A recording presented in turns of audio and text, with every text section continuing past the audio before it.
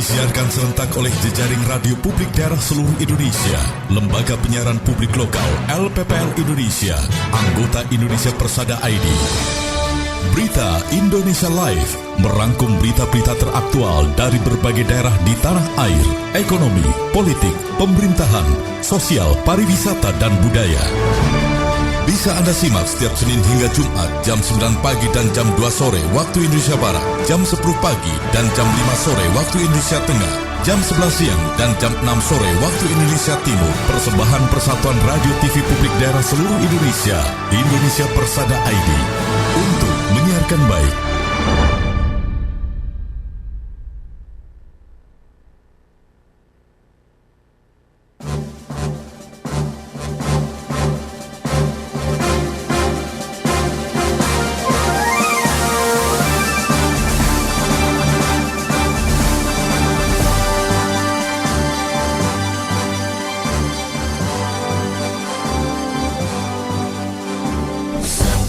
Radio TV Publik Daerah Indonesia lahir dari insan pewarta profesional, mengudara di bumi pertiwi, wujud ketahanan dan sumber informasi bangsa.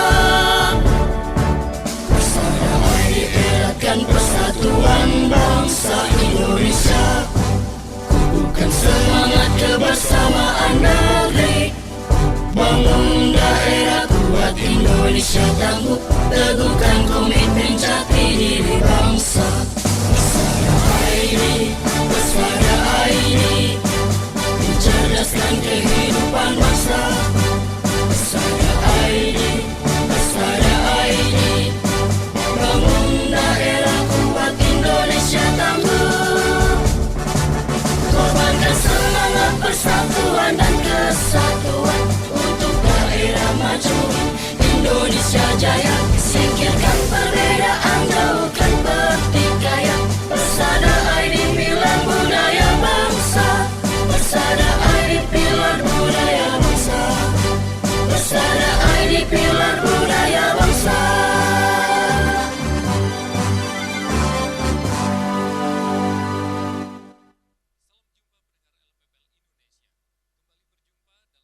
Berita Indonesia Live disiarkan serentak oleh Lembaga Penyiaran Publik Lokal anggota Persatuan Radio TV Publik Daerah seluruh Indonesia yang tergabung dalam Indonesia Persada ID untuk menyiarkan baik.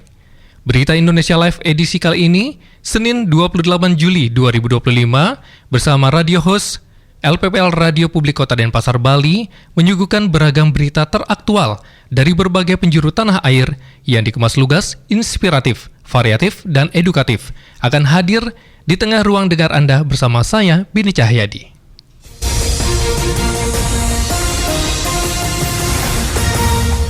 Pendengar berita Indonesia Live, di sesi pertama ini kita awali informasi pertama dari LPPL Radio Suara Rakyat Hulontalo, Provinsi Gorontalo, bersama reporter Thomas Tamu yang akan mengabarkan pimpin perayaan HUT ke-63 PWRI Gorontalo, Wagub Idah, lansia garda terdepan menuju Indonesia Emas. Silakan informasinya. Baik, pendengar PPL seluruh Indonesia dimanapun Anda berada. Wakil Gubernur Gorontalo Ida Syaida Rusli Habibi memimpin upacara peringatan Hari Ulang Tahun ke-63 Persatuan Ureda Tama Republik Indonesia atau PWRI Provinsi Gorontalo yang berlangsung di Aula Rumah Dinas Gubernur Gorontalo Sabtu 26 Juli 2025.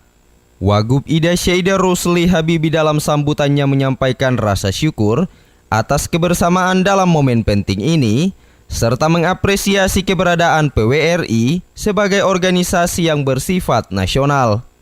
Wagub Ida menambahkan, dengan pengalaman panjang sebagai tulang punggung penyelenggara pemerintah, para Ureda Tama atau pensiunan PNS ini diharapkan terus aktif dalam mendukung kebijakan pemerintah melalui program umum yang mencakup peningkatan kesejahteraan anggota, pemberdayaan keluarga dan lansia, serta partisipasi dalam pembangunan nasional dan daerah. PWRI terus berupaya memperkuat solidaritas dan integritas. Organisasi ini menyusun program kerja berprioritas dan meliputi 8 dimensi, yaitu spiritual, mental, psikologi, intelektual, fisik, sosial, politik hukum, lingkungan alam, dan vokasional. Semua ini bertujuan untuk memastikan lansia tetap berdaya dan berkontribusi aktif dalam pembangunan bangsa. Demikian, saya Thomas Tamu, reporter LPPL Radio Suara Rakyat Hulondalo, Gorontalo, melaporkan untuk Berita Indonesia Live. Baik, terima kasih rekan Thomas Tamu. Selamat bertugas kembali. Berita kedua di sesi pertama ini, informasi dari LPPL Radio Lansak Mani FM, Kabupaten Sijunjung, Sumatera Barat. Ada reporter Yelmi Rustam yang telah bersiap akan mengabarkan kehormatan besar Bupati Sijunjung, Beni Dwifa, dipilih sebagai Komandan Upacara Pelantikan Praja Muda IPDN Angkatan ke-32 2025. Silakan rekan Yelmi Rustam. Baik, terima kasih. Selamat siang pendengar. Bupati Sijunjung Beni Dwifa Yuswir mendapatkan kehormatan besar. Ia ditunjuk sebagai Komandan Upacara pada upacara pelantikan Pamong Praja Muda lulusan Institut Pemerintahan Dalam Negeri IPDN Angkatan 32 tahun 2025. Upacara bergengsi ini berlangsung pada Senin pagi 28 Juli 2025 di kampus Jatinangor dengan Menteri Dalam Negeri Tito Karnavian bertindak sebagai Inspektur Upacara. Acara ini juga dihadiri oleh para gubernur, bupati, dan wali kota dari seluruh Indonesia. Beni Dwifa menyampaikan rasa syukurnya atas penunjukan ini. Beliau menyampaikan hal ini adalah sebuah kehormatan khususnya bagi Kabupaten Sijunjung. Tentunya menjadi gezah yang luar biasa bagi kalangan alumni IPDN Kabupaten Sijunjung. Dirinya menambahkan bahwa pemilihan ini didasarkan pada ketentuan dan penilaian ketat. Penunjukan dirinya bukan tanpa alasan. Ia adalah seorang alumni IPDN yang kini menjabat sebagai kepala daerah, memiliki postur fisik yang memadai, dan dikenal sebagai kepala daerah termuda di kalangan Puna Praja yang berprestasi. Beni Dwifa sendiri merupakan lulusan IPDN Angkatan 16 tahun 2008. Tak berhenti di situ, ia melanjutkan pendidikan S2 di Institut Ilmu Pemerintahan Jakarta dan lulus pada tahun 2011. Saat ini, pria kelahiran 13 Januari 1986 ini sedang menempuh pendidikan S3 di Universitas Negeri Padang. Perjalanan karirnya juga mengesankan. Ia pernah menjadi kepala dinas termuda se-Indonesia saat menjabat Kepala Dinas Penanaman Modal dan Pelayanan Terpadu Satu Pintu Kabupaten Sijunjung, sebelum akhirnya menjabat Kepala Bapeda Sijunjung. Bekal ilmu pemerintahan dan tempaan di IPDN menjadi fondasi kuat bagi Beni Dwifa untuk terjun ke dunia politik. Ia berhasil memimpin Kabupaten Sijunjung sebagai bupati selama 2 periode yang akan berakhir pada tahun 2030. Beni berharap kehormatan ini tidak hanya mengharumkan nama Sijunjung di hadapan Presiden Prabowo Subianto dan jajaran kementerian, tetapi juga memberikan dampak positif bagi kemajuan pembangunan di Sijunjung. Sejumlah alumni IPDN turut mendampingi Bupati Sijunjung dalam upacara ini, termasuk David Rinaldo, Kepala Dinas Narketrans Kabupaten Sijunjung Angkatan 15, Kamsyardi, Kepala Bapeda Sijunjung Angkatan 14, Hari Oscar, Kadis Kesehatan Sijunjung Angkatan 15, Khaidir Ali Daulay, Kabid di BKAD Sijunjung Angkatan 23, dan Masgar Angkatan 29. David Rinaldo mengungkapkan kebanggaan mereka karena terpilih sebagai Komandan Upacara Kelulusan Praja Muda adalah kehormatan langka yang hanya didapatkan oleh sebagian kecil alumni. Bahkan di Sumatera Barat, baru Bupati Sijunjung yang pertama kali terpilih. Serangkaian gladi upacara telah dilaksanakan sejak Jumat dengan gladi bersih yang disaksikan langsung oleh Mendagri, Sekjen, dan seluruh Dirjen. Demikian dari LPPL Radio Lansak Mani Sijunjung Sumatera Barat, Yelmi Rustam melaporkan untuk Berita Indonesia Live. Yelmi Rustam dari Lansak Mani FM Kabupaten Sijunjung, Sumatera Barat. Terima kasih laporannya. Selanjutnya berita ketiga dari LPPL Pradia Suara FM Kabupaten Tuban, Jawa Timur. Ada reporter Adinda akan mengabarkan Disduk Capil Tuban kembali luncurkan inovasi pelayanan publik Pelangi Biru Silakan Adinda dengan informasi Anda. Selamat siang pendengar LPPL seluruh Indonesia. Inovasi pelayanan publik kembali diluncurkan di Kabupaten Tuban. Kali ini Dinas Kependudukan dan Pencatatan Sipil Disdukcapil bekerja sama dengan Kantor Kementerian Agama Kemenak Tuban meluncurkan program Pelangi Biru atau pembaruan langsung identitas bagi pengantin baru di Gedung PLHUT Kemenak Tuban Sabtu 26 Juli 2025. Melalui program ini, pasangan yang baru menikah bisa langsung memperoleh dokumen kependudukan seperti KTP dan kartu keluarga dengan status terbaru setelah akad nikah tanpa perlu mengurus secara terpisah. Kepala Kemenak Tuban Umi Kulsum menyampaikan bahwa program kolaborasi ini menjadi salah satu layanan terintegrasi yang paling lengkap di Jawa Timur. Dalam satu proses layanan, pasangan yang menikah di KUA langsung menerima 5 dokumen sekaligus, yaitu kartu keluarga, KTP elektronik, akta nikah, kartu nikah digital, serta aktivasi identitas kependudukan digital IKD. Lebih lanjut, pihak Kemenak sangat mengapresiasi kerjasama ini sebagai bentuk nyata dalam mempermudah layanan kepada masyarakat sekaligus mendukung transformasi digital pelayanan publik. Sementara itu, Kepala Disdukcapil Tuban Roman Ubaid menjelaskan bahwa Pelangi Biru merupakan kelanjutan dari inovasi layanan kependudukan sebelumnya seperti Cedak Mas dan Bahtera Kita.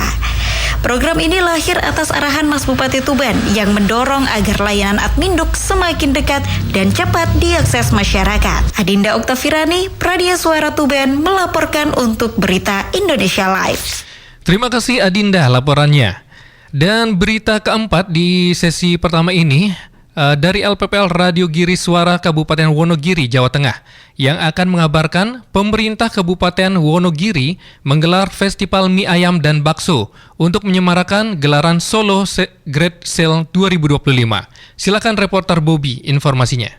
Baik, terima kasih. Pendengar LPPL Indonesia, Kabupaten Wonogiri menggelar Festival Mie Ayam dan Bakso dalam rangka menyemarakan gelaran Solo Great Sale 2025. Festival tersebut bertempat di alun-alun Giri Krida Bakti yang digelar selama 2 hari, Jumat 25 hingga Sabtu 26 Juli 2025. Festival tersebut menghadirkan sekitar 23 pedagang mie ayam dan bakso, serta puluhan pedagang kuliner lainnya. Saat ini, bakso Wonogiri memang sudah terkenal luas di Indonesia. Banyak penjual bakso di berbagai daerah yang menggunakan label Wonogiri untuk menarik pelanggannya. Hal ini menunjukkan popularitas bakso Wonogiri dapat diterima secara luas oleh masyarakat Indonesia. Festival itu juga dimeriahkan dengan demo masak dari produsen tepung salah satu merek nasional, live musik, lomba mural, foto booth instagramable, dan zona bermain anak. Kombinasi kuliner, hiburan, dan kreativitas menjadikan festival tersebut sebagai panggung promosi ekonomi kreatif lokal. Dalam sambutan pembukaan, Bupati Wonogiri Setio Soekarno mengatakan, event ini bukan hanya sekedar festival kuliner biasa, namun langkah awal menuju target besar menjadikan bakso dan mie ayam Wonogiri mendunia. Festival tersebut adalah momen serius untuk branding daerah. Sudah saatnya Wonogiri dikenalkan melalui potensi kuliner mie ayam dan bakso untuk menguatkan Wonogiri sebagai kota bakso dan mie ayam yang sesungguhnya. Dalam kesempatan yang sama, Bupati juga mengajak kepada masyarakat untuk menggaungkan yel-yel bakso Wonogiri mendunia sebagai wujud dukungan Pemkab Wonogiri terhadap kuliner khas ini. Bahwa dengan festival ini yang nanti akan dilanjutkan dengan kegiatan selanjutnya, kita punya program untuk pemecahan rekor muri makan bakso di Kabupaten Wonogiri agar bakso ini nanti mendunia. Maka kita akan membuat yel-yel adanya bakso Wonogiri. Bakso Wonogiri mendunia. Eksistensi kuliner bakso dan mie ayam Wonogiri bukan hanya sekedar slogan semata, namun ribuan perantau asal Wonogiri telah membuktikan bahwa cita rasa bakso dan mie ayam khas Wonogiri bisa menembur pasar nasional. Demikian saya Bobby dari LPPL Radio Giri Suara Wonogiri, Jawa Tengah melaporkan untuk Berita Indonesia Live. Baik, terima kasih Bobby laporannya.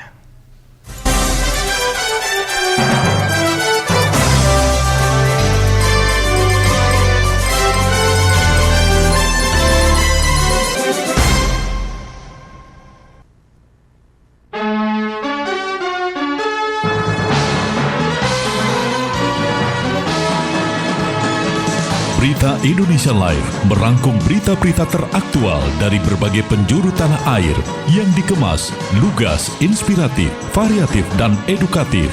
Redaktur Pelaksana Berita Indonesia Live, Gagak Krimang Kabupaten Blora Jawa Tengah, Sasarena Kepulauan Mentawai Sumatera Barat, Suara Ngawi Jawa Timur, Gemabungo Kabupaten Bungo Jambi, Tuba Bakyu Streaming Radio Kabupaten Tulang Bawang Barat Lampung,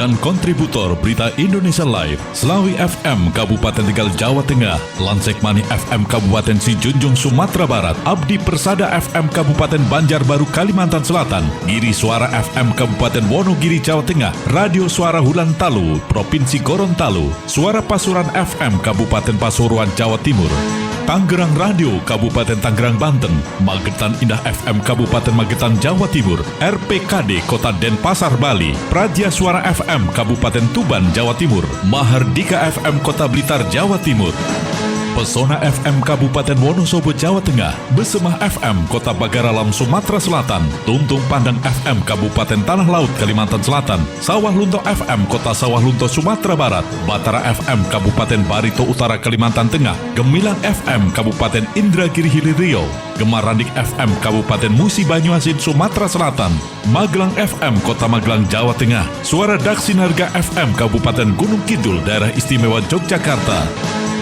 RTFM Kabupaten Temanggung Jawa Tengah, Gemilang FM Kabupaten Magelang Jawa Tengah, Suara Banjar FM Kabupaten Banjar Kalimantan Selatan, Langkiso FM Kabupaten Pesisir Selatan Sumatera Barat, Gema Sudirman FM Kabupaten Purbalingga Jawa Tengah, Suara Kota Mataram FM Kota Mataram Nusa Tenggara Barat, Mahardika FM Kabupaten Bondowoso Jawa Timur, Buana Asri FM Kabupaten Sragen Jawa Tengah, RPD Kutim FM Sangatta Kutai Timur Kalimantan Timur, Suara Pacitan FM Kabupaten Pacitan Jawa Timur, Sonata FM Kota Bandung Jawa Barat, Irama FM Kabupaten Purworejo Jawa Tengah, Luhak dan Tuo FM Kabupaten Tanah Datar Sumatera Barat, Radio Suara Anjuk Ladang FM Kabupaten Nganjuk Jawa Timur, Suara Tabalong FM Kabupaten Tabalong Kalimantan Selatan, Radio Suara Gresik Kabupaten Gresik Jawa Timur, Gemasa Ijaan Kabupaten Kota Baru Kalimantan Selatan, Suara Kampar FM Kabupaten Kampario, Jateng Gayeng Online Radio Provinsi Jawa Tengah, Sergai FM Kabupaten Serdang Bedage Sumatera Utara, Maros FM Kabupaten Maros Sulawesi Selatan, Kanjuruhan FM Kabupaten Malang Jawa Timur, Radio In FM Kabupaten Kebumen Jawa Tengah, Sebayu FM Kota Tegal Jawa Tengah, In Radio Provinsi Bangka Belitung, dan Persada FM Kabupaten Blitar Jawa Timur. Berita Indonesia Live, lugas, inspiratif, variatif, dan edukatif. Persembahan Persatuan Radio TV Publik Daerah seluruh Indonesia, Indonesia Persada ID, untuk menyiarkan baik.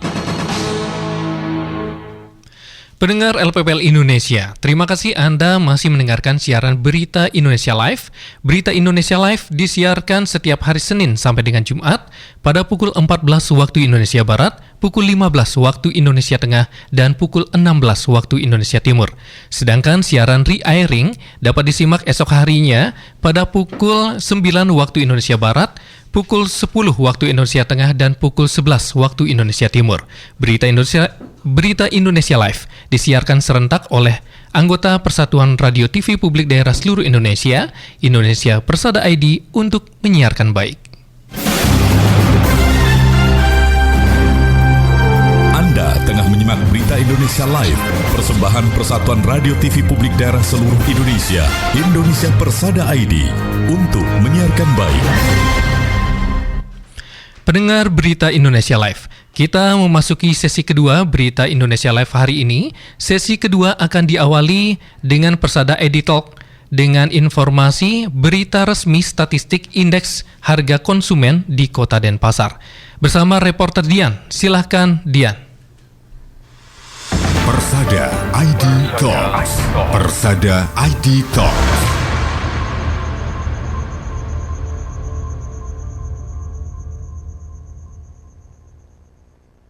Selamat siang pendengar seluruh Indonesia. Saat ini saya Dian Anastasia bersama dengan ada narasumber saya dari Kepala BPS Kota Denpasar, ada Bapak Andri, yang akan membahas tentang BRS IHK Kota Denpasar.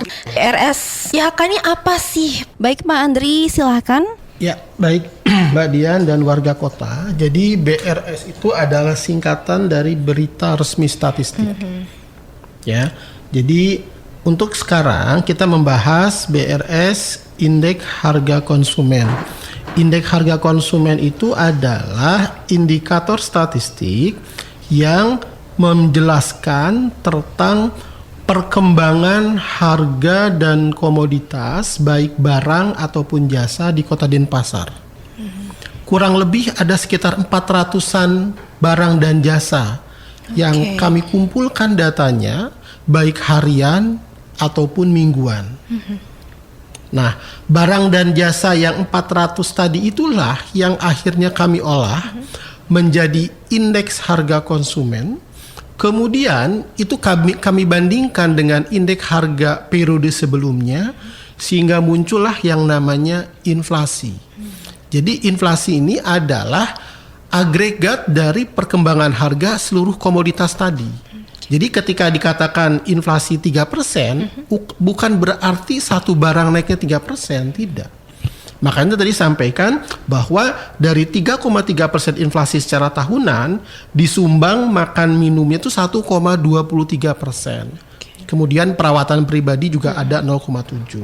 Nah, yang harus kita perhatikan itu adalah kelompok-kelompok pengeluaran yang memberikan andil inflasi paling tinggi atau lebih tinggi dibandingkan yang lain.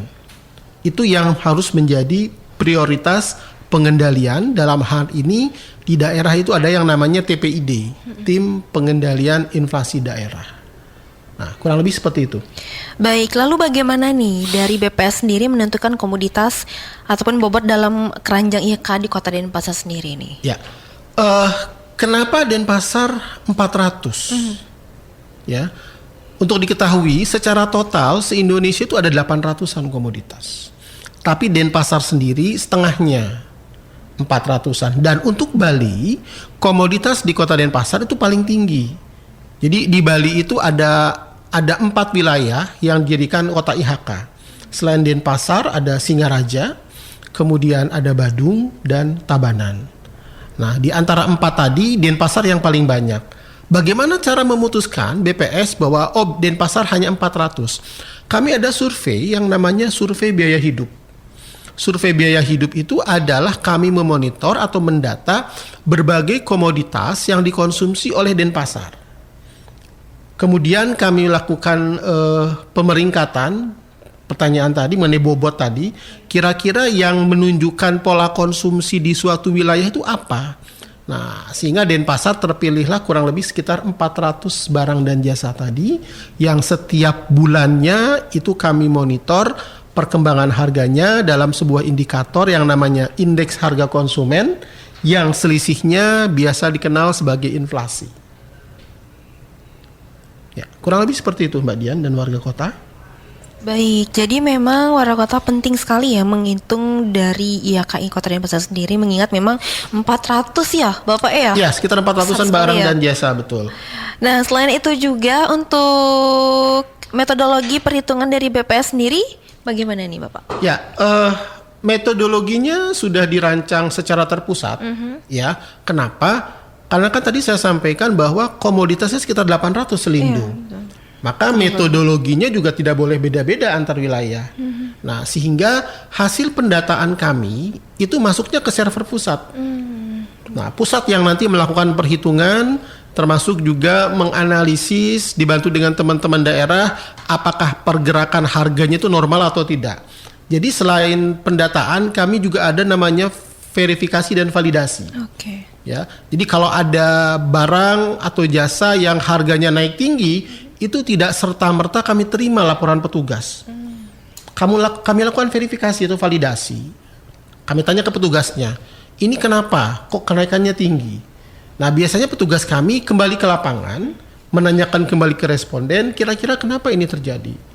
Gitu. Sehingga di sini juga dibutuhkan peran serta dari masyarakat dalam hal ini responden untuk memberikan jawaban harga yang jujur. gitu. Karena bagaimanapun juga, karena ini bicara perkembangan harga, yang nanti akan terkena dampaknya adalah masyarakat juga. Betul. Dan ini juga akan menjadi rujukan bagi pemerintah daerah untuk memutuskan ketika mereka tim itu akan melakukan operasi pasar atau bazar pangan murah, pastinya mereka akan fokus kepada barang-barang yang harganya naiknya tinggi, gitu. Atau barang-barang yang tinggi karena langka barangnya. Nah, sehingga mereka mengusahakan itu sebagai target prioritas operasi pasar atau bazar pangan yang mereka lakukan. Sehingga bisa dibayangkan kalau responden itu memberikan informasi yang salah, maka kebijakan pemerintah daerah juga tidak tepat jadinya, gitu. Terima kasih Pak Andri atas waktu dan kesempatannya. Demikian pendengar, saya Dian Anastasia melaporkan untuk Persada ID Talk. Kembali ke studio. Demikian pendengar Indonesia Live. Persada ID Talk, berita resmi statistik indeks harga konsumen di Kota Denpasar. Persada ID Talk. Persada ID Talk. Pendengar berita Indonesia Live, selanjutnya kita beralih ke Jawa Timur dari LPPL Radio Suara Pasuruan FM Kabupaten Pasuruan, Jawa Timur. Ada Yoga Pratama yang akan melaporkan Wakil Bupati Pasuruan, Gus Sobih Asrori, apresiasi Basnas memberikan insentif guru ngaji Langgaran. Reporter Yoga Pratama, silahkan laporannya. Selamat siang pendengar LPPL Indonesia. Wakil Bupati Pasuruan, Gus Sobih Asrori menyerahkan bantuan insentif kepada para guru ngaji Langgaran Musola Sabtu siang 26 Juli 2025. Bantuan diberikan di sela-sela acara Basnas Bahagia bersama anak yatim dan penyandang disabilitas, sekaligus peresmian penggunaan pinjam pakai kantor ex-Dinas Perikanan Kabupaten Pasuruan yang terletak di Jalan Panglima Sudirman Kota Pasuruan menjadi kantor Basnas Kabupaten Pasuruan. Gus Sobih berterima kasih kepada Basnas yang ikut membantu pemerintah daerah dalam meningkatkan kesejahteraan masyarakat. Salah satunya melalui pemberian insentif guru ngaji Langgaran, bantuan gerobak UMKM, dan lainnya.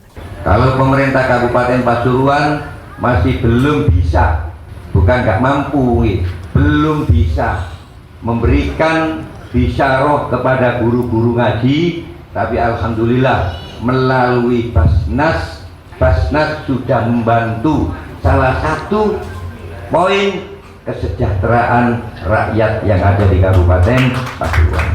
Sementara itu, Ketua Basnas Kabupaten Pasuruan, Abdullah Nasih Nasor, mengatakan total ada 20 guru ngaji Langgaran yang menerima insentif sebesar Rp200.000 per 1 bulan. Insentif tersebut diberikan per 3 bulan sekali, sehingga per guru menerima sebesar Rp600.000. Dijelaskan Nasih, puluhan guru ngaji yang menerima insentif adalah mereka yang belum tercover oleh anggaran dari pemerintah daerah secara rutin. Saya Yoga Pratama mengabarkan untuk Berita Indonesia Live.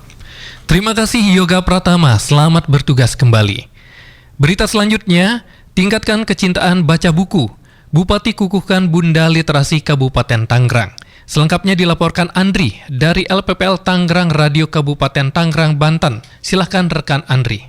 Terima kasih pendengar LPPL seluruh Indonesia. Bupati Tangerang Muhammad Mesa Rashid mengukuhkan Bunda Literasi Kabupaten Tangerang dan Bunda Literasi Kecamatan di Aula Pendopo Bupati Tangerang. Dalam sambutannya, Bupati Tangerang Muhammad Mesa Rashid mengatakan pengukuhan Bunda Literasi Kabupaten Tangerang dan Kecamatan ini sejalan dengan misi, yakni mewujudkan pendidikan yang berkualitas dengan mencerdaskan generasi penerus, salah satunya melalui membaca buku. Selain itu, Bupati menegaskan literasi merupakan salah satu fondasi penting dalam pembangunan sumber daya manusia. Peran Bunda Literasi sangat krusial untuk menanamkan dan mendorong kecintaan membaca di kalangan anak-anak dan remaja. Dan pendengar, sementara itu, Kepala Dinas Perpustakaan dan Arsip Daerah Kabupaten Tangerang Hajah Nurul Hayati mengungkapkan yang akan dikukuhkan sebagai Bunda Literasi adalah Ibu Bupati sekaligus Bunda Literasi tingkat kabupaten, Ibu Sekda dan Ibu Camat 29 kecamatan di Kabupaten Tangerang. Menurutnya nantinya Bunda Literasi ini akan bersinergi dan berkolaborasi bersama pemerintah daerah dan berbagai pihak lainnya untuk terus meningkatkan minat baca dan literasi di Kabupaten Tangerang. Mereka akan menjadi sosok panutan dan influencer yang mampu menginspirasi berbagai elemen masyarakat. Pada kesempatan tersebut, Perpustakaan Nasional Perpusnas juga menyerahkan bantuan buku bermutu sebanyak 22.000 judul buku untuk 22 perpustakaan desa yang tersebar di 14 kecamatan. Demikian informasi informasi yang dapat kami sampaikan. Andri dari Tangerang Radio 91 FM untuk Berita Indonesia Live. Terima kasih Andri dari LPPL Tangerang Radio Kabupaten Tangerang, Banten. Pendengar Berita Indonesia Live, puncak HUT ke-50 tahun Radio Slawi FM berlangsung meriah dan menyala. Dari LPPL Slawi FM Kabupaten Tegal, Jawa Tengah, akan disampaikan reporter Aldo Herlambang. Silakan informasinya. Pendengar LPPL Indonesia, hari ulang tahun ke-50 LPPL Radio Slawi FM berlangsung meriah yang digelar di halaman Radio Slawi FM pada hari Minggu tanggal 27 Juli 2025 mulai pukul 7 pagi. Diawali dengan kegiatan senam bersama, pentas tari tradisional dan modern, sejarah Radio Slawi FM, tutorial cara mengakses live streaming, dan pembagian hadiah door prize serta hiburan. Acara ini dihadiri oleh Asisten 2 Bidang Perekonomian dan Pembangunan Pemerintah Kabupaten Tegal, Joko Kurnianto, Ketua Praja Paguyuban Kepala Desa Kabupaten Tegal Muhammad Mukmin, Dewan Pengawas dan Dewan Direksi serta pendengar Radio Slawi FM. Ketua Dewan Pengawas LPPL Radio Slawi FM Nur Hayati mengucapkan terima kasih kepada semua pihak baik panitia, sponsor, maupun tamu undangan yang hadir memeriahkan perayaan hari ulang tahun ke-50 Radio Slawi FM, khususnya Praja yang telah mendukung dan mensupport kegiatan puncak HUT ke-50 Radio Slawi FM. Direktur Utama LPPL Radio Slawi FM Apun Yudoko mengatakan bahwa peringatan hari ulang tahun ke-50 ini menjadi bukti eksistensi LPPL Radio Slawi FM sebagai radio kebanggaan Kabupaten Tegal. Maka radio hingga kini masih menjadi sumber informasi penting di tingkat lokal serta media hiburan yang mudah diakses. Apalagi Radio Slawi FM telah beradaptasi dengan berbagai inovasi dan kini menawarkan siaran digital, podcast, dan konten audio visual. Sementara itu, Bupati Tegal Ishak Maulana Rohman yang diwakili oleh Asisten 2 Bidang Perekonomian dan Pembangunan Pemerintah Kabupaten Tegal Joko Kurnianto mengatakan bahwa momentum ini tentu bukan sekedar seremonial. 50 tahun bukanlah usia yang singkat, setengah abad adalah usia yang luar biasa dalam 5 dekade ini. Slawi FM tidak hanya bertahan, tapi terus bergerak maju dan hadir sebagai voice of the people, suara masyarakat Kabupaten Tegal. Demikian saya Aldo Herlambang, reporter Radio Slawi FM Kabupaten Tegal, Jawa Tengah, melaporkan untuk Berita Indonesia Live. Terima kasih rekan Aldo untuk laporan Anda.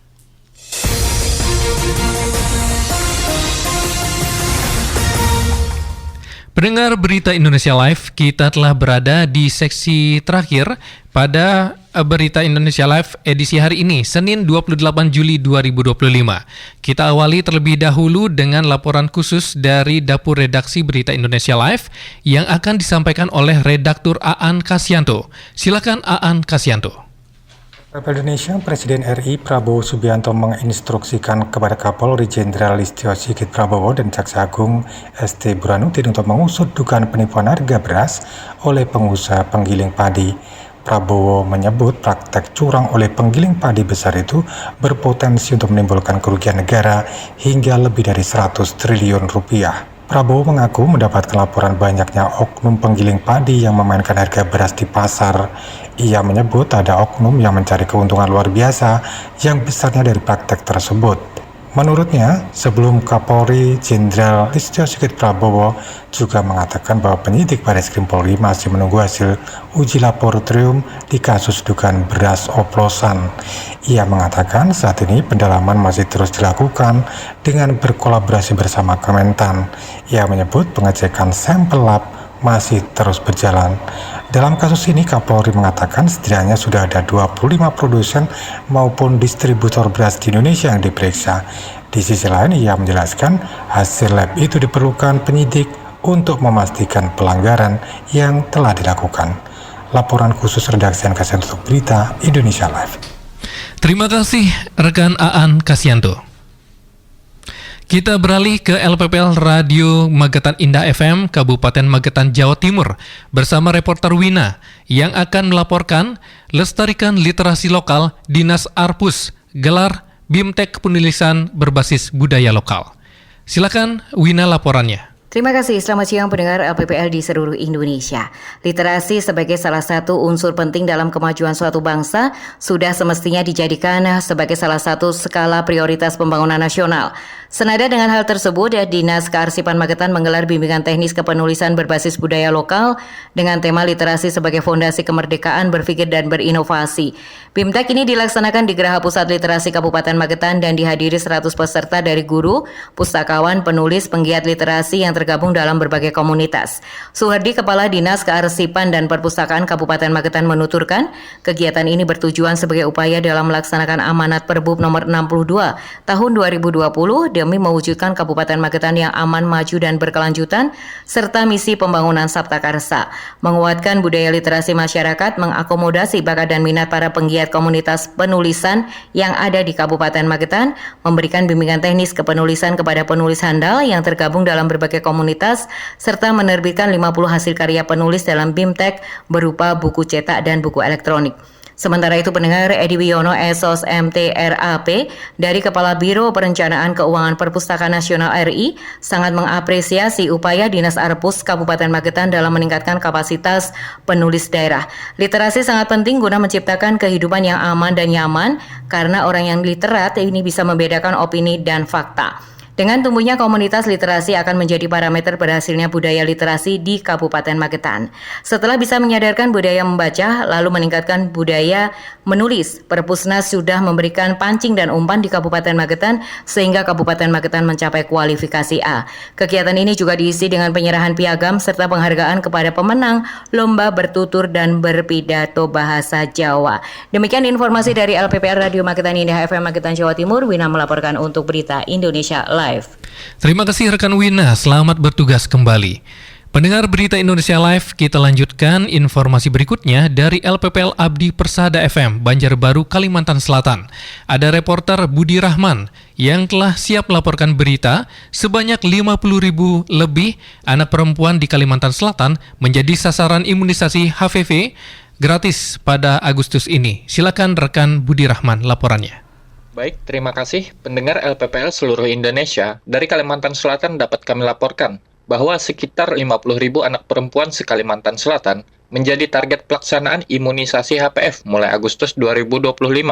Imunisasi HPV diberikan kepada anak perempuan untuk mengurangi resiko terkena kanker leher rahim. Kepala Dinas Kesehatan Provinsi Kalimantan Selatan Diaudin menjelaskan, pemberian imunisasi HPV bagi anak perempuan ini adalah yang ketiga kalinya dilaksanakan di Kalimantan Selatan terhitung sejak tahun 2023. Tahun ini, pelaksanaannya dibarengi dengan kegiatan Bulan Imunisasi Anak Sekolah atau BIAS untuk penyakit campak dan rubella pada Agustus dan difteri serta tetanus pada November 2025. Diaudin mengatakan pemberian imunisasi HPV ini diyakini mampu mencegah hingga 50% anak perempuan terkena kanker leher rahim atau serviks, di mana diketahui kanker leher rahim menjadi salah satu penyakit paling mematikan bagi perempuan di Indonesia selain kanker payudara, yakni 2 perempuan Indonesia meninggal dunia setiap jamnya karena kanker serviks. Sasaran imunisasi HPV adalah anak perempuan usia 9 hingga 15 tahun yang diberikan secara gratis oleh pemerintah. Tahun ini, imunisasi HPV dibarengi dengan kegiatan Bulan Imunisasi Anak Sekolah atau BIAS pada Agustus dan November 2025. Demikian yang dapat saya laporkan, saya Budi Rahman dari LPPL Abdi Persada FM Banjarbaru, Kalimantan Selatan, melaporkan untuk Berita Indonesia Live. Terima kasih Budi Rahman dari LPPL Abdi Persada FM Banjarbaru, Kalimantan Selatan. Dan berita keempat di sesi ketiga dari LPPL Radio Kabupaten Ketapang, Kalimantan Barat yang akan mengabarkan Gerebek Suro 2025 meriah di Ketapang. Bupati Ketapang Alexander Wilio SSTP MSI melepas langsung parade kirab budaya dan sedekah bumi. Silakan reporter Awang Aji Wasita informasinya. Terima kasih. Pendengar LPPL Indonesia, Bupati Ketapang melepas parade kirab budaya dan sedekah bumi dalam rangka Gerebek Suro 2025 dan hari ulang tahun ke-28 Paguyuban Keluarga Jawa Kabupaten Ketapang. Iring-iringan parade terdiri dari mobil gunungan hasil bumi, mobil hias bertema budaya Jawa, serta penampilan kesenian tradisional seperti reok Ponorogo, kuda lumping, singo barong, tari-tarian, dan pengusung panji budaya, serta anggota paguyuban berpakaian adat khas Jawa. Dalam iring-iringan tersebut, turut ambil bagian lebih dari 20 paguyuban lokal masyarakat Jawa di Ketapang, ditambah DPC paguyuban di berbagai kecamatan yang membawa semangat dan kekayaan budaya daerah masing-masing. Tahun ini, kegiatan Grebek Suro mengangkat tema bergandeng erat, bergerak cepat, gotong royong membangun negeri. Bupati Ketapang yang juga bagian dari keluarga besar Jawa secara simbolis menyerahkan gunungan hasil bumi kepada masyarakat dan disambut dengan prosesi rebutan berkah sebagai bagian dari tradisi leluhur yang terus hidup. Adil Kak Talino, Bacuramin Kak Saruga, Basengat Kak Jubata. Rahayu, Rahayu, Rahayu. Demikian yang dapat kami laporkan, saya Awang Aji Wasita dari LPPL Radio Kabupaten Ketapang, Kalimantan Barat untuk Berita Indonesia Live. Terima kasih Awang Aji Wasita laporannya. Pendengar Berita Indonesia Live, selanjutnya kita beralih ke Bali. Dari LPPL Radio Publik Kota Denpasar Bali, ada reporter Pradnya yang akan melaporkan Wawali Arya Wibawa buka MPLS tingkat SMP, dorong wujudkan pendidikan inklusif, stop bullying, kekerasan seksual, dan kenakalan remaja. Rekan Pradnya, silakan laporannya. Selamat siang pendengar Berita Indonesia Live. Wawali Arya Wibawa buka MPLS tingkat SMP, dorong wujudkan pendidikan inklusif, stop bullying, kekerasan seksual, dan kenakalan remaja.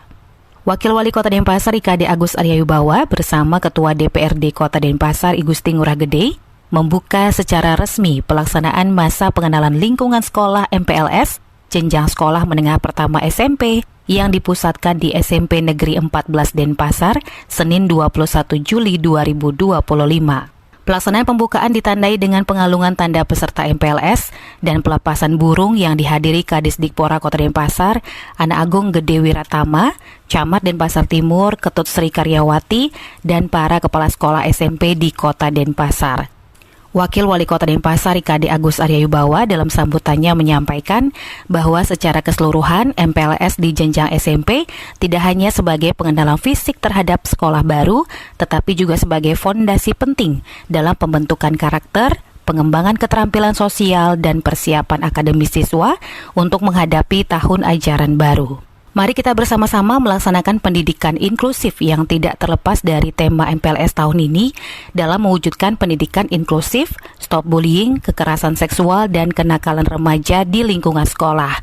Kami berharap agar semua pemangku kepentingan pendidikan di Kota Denpasar secara bersama-sama untuk terus bekerja keras, bekerja cerdas, berinovasi untuk percepatan kemajuan pendidikan guna mewujudkan generasi muda yang memiliki karakter religius, nasionalis, gotong royong, integritas, dan juga mandiri, kata Arya Wibawa. Selebihnya dikatakannya pula, pengenalan lingkungan sekolah merupakan kegiatan yang sangat penting bagi peserta didik baru untuk memperkenalkan lingkungan barunya, sehingga mereka merasa nyaman dan aman sebagai peserta didik baru, serta dapat memberikan kesan positif kepada para peserta untuk memulai proses pembelajaran yang efektif dan menyenangkan di jenjang pendidikan barunya. Pelaksanaan MPLS dengan sasaran siswa kelas 7 baik negeri dan swasta dengan melibatkan peran OSIS, guru, dan instansi terkait yang dilaksanakan mulai tanggal 21 sampai 24 Juli 2025 dan dilanjutkan dengan kegiatan bakti sosial di lingkungan sekolah. Demikian informasi hari ini, saya Pratnya dari LPPL Radio Publik Kota Denpasar melaporkan untuk Berita Indonesia Live. Terima kasih Pradnya dari LPPL Radio Publik Kota Denpasar Bali. Dan saudara, dengan berakhirnya laporan dari LPPL Radio Publik Kota Denpasar Bali, maka sekaligus mengakhiri jumpa kita dalam sajian Berita Indonesia Live edisi hari ini Senin 28 Juli 2025. Saya Beni Cahyadi beserta kerabat kerja LPPL Radio Publik Kota Denpasar Bali sebagai radio host dan LPPL Suara Ngawi Jawa Timur sebagai radio co-host mengucapkan terima kasih atas kebersamaan Anda. Salam sehat dan sampai jumpa.